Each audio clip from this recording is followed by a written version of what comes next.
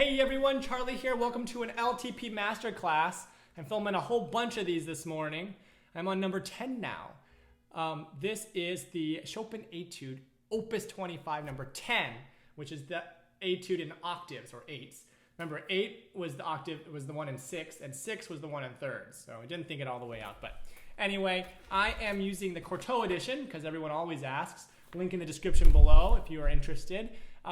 It's a good edition. I'm not like, oh, you have to buy Cortot, but you know, this is the one I have, so yeah. This etude is awesome. It is loud, it is ferocious, and it's not the easiest. The last 3 in this set are kind of war horses, right? Like they're like loud, climactic, whatevers. Before we start though, you know what to do. Subscribe, like, comment, share, all that stuff on all the socials, please, for the algorithm. That really helps it out. And yeah, so on YouTube and TikTok and Instagram and Facebook and all those good things.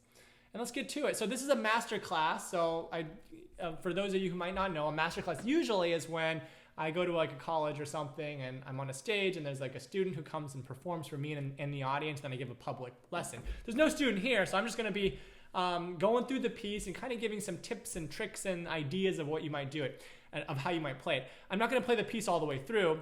There's vids of me doing that online already, and also check out my first album, Vivace, which I recorded all of these pieces on. So anyway, yeah, let's get to it. So this is the Octave Etude, and it's a popular one. There's 3 sections. There's the beginning and end, which are basically loud octaves, right? It's like a thunderstorm cacophony of you know, power and all that stuff.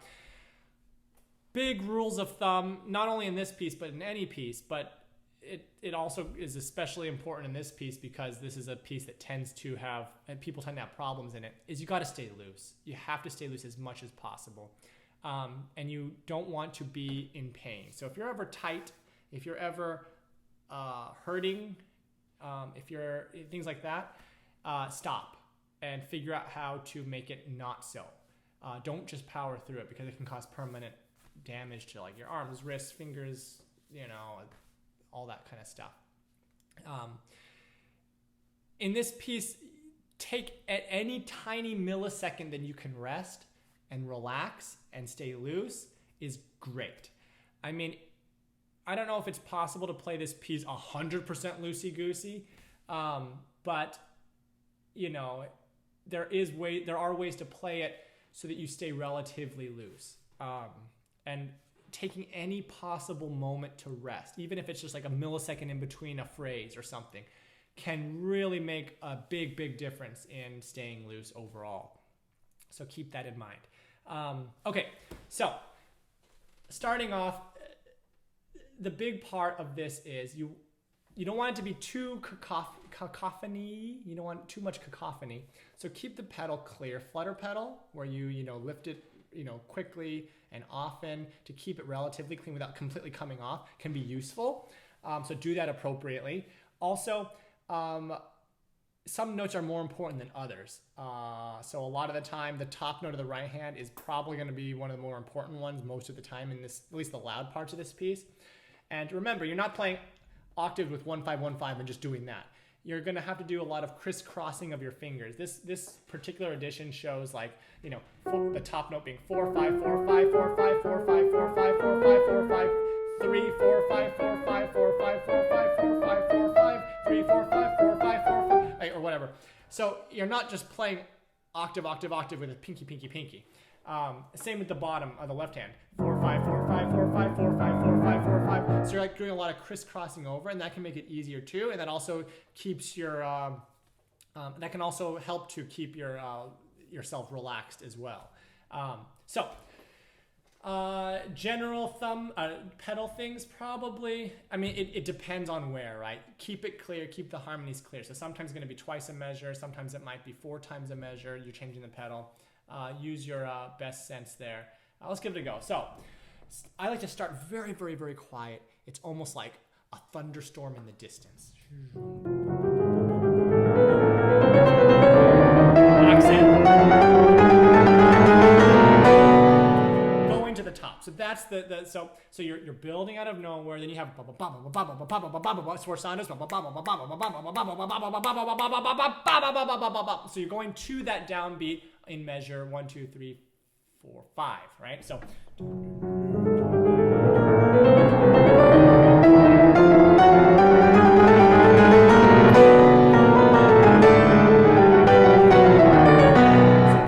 Where the accents are, now you have notes to hold down. Don't forget those. So in both hands, you got D, D, B, B, F sharp, and that makes a difference, right? So you might have noticed even in the intro there, I'm not playing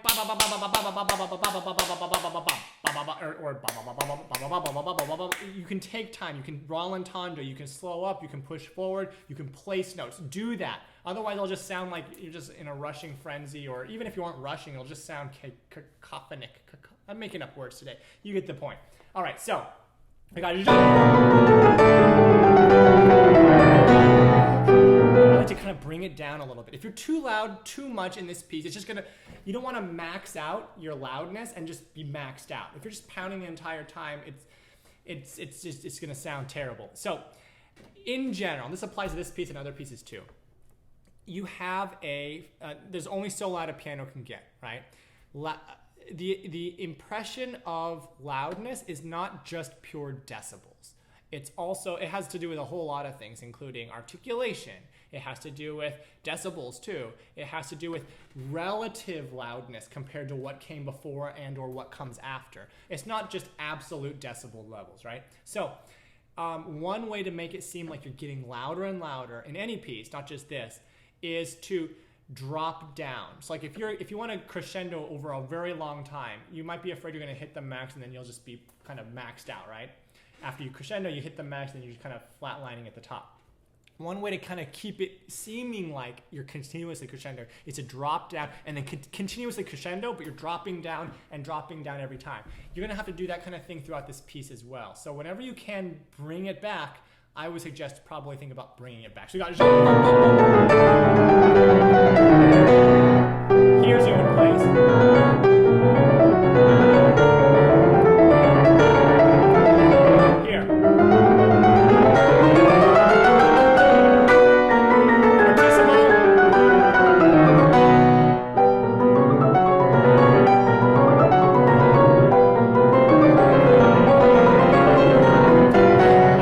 These notes, and here too. It changes a little bit, it kind of brings it out. To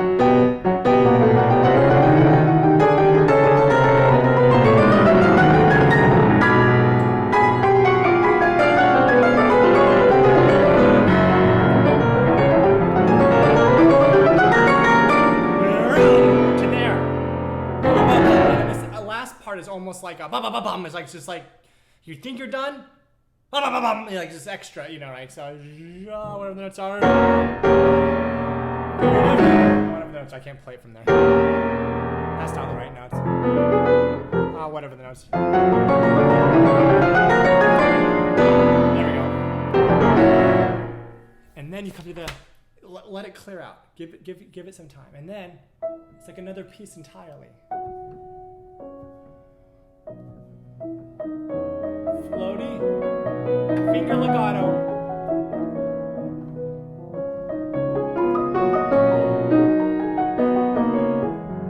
You got two voices kind of going, right? Bring out things like top, B, C sharp.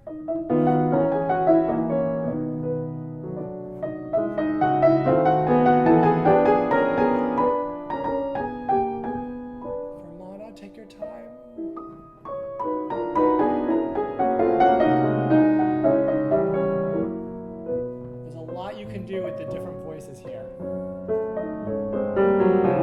Sorry. Middles.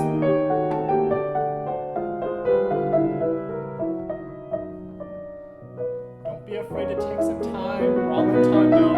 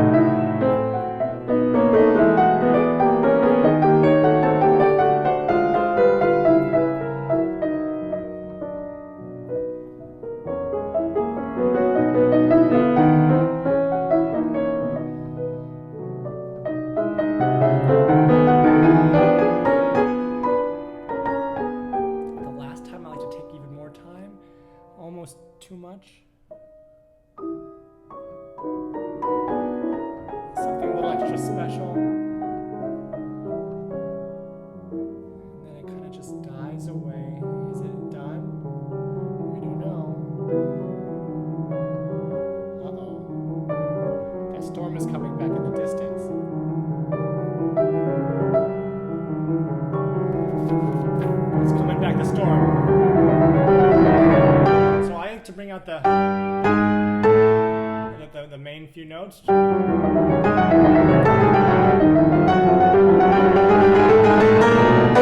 to louder than ever this time.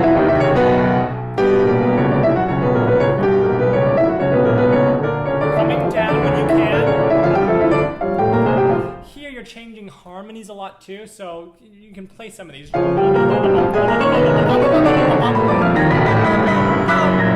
the notes are.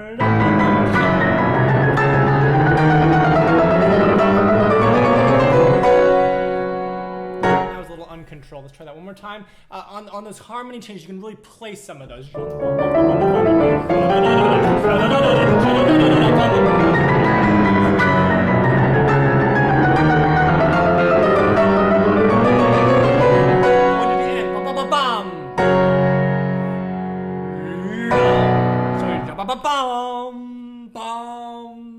Right? You really want to. What notes are we playing here? Yeah, the last few. Let me try one more time. Last line. Something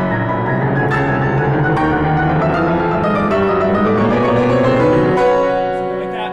Bad notes though, but so it's a bum bum bum bum, but continue all the way to the end. Bum bum. One last time.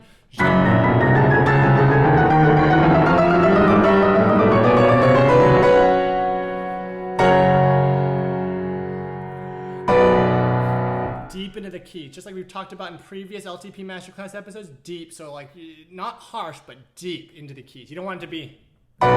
You want very different sound. All right, let me know what you think of this movement, this etude number 10. Our next one is going to be number 11. So let me know in the comments below. Have you played the octave one? What do you think of it? Too much, too little for your tastes in terms of the piece? It's just I mean, it's a big piece. It's an impressive one. Audiences love it. But it's the three, if you're playing the entire set together, the last three can be a challenge because it's so much loud and big. But they're a cool piece. So let me know if you've worked on that one before, and I'll see you guys all in the next LTP Masterclass. Take care.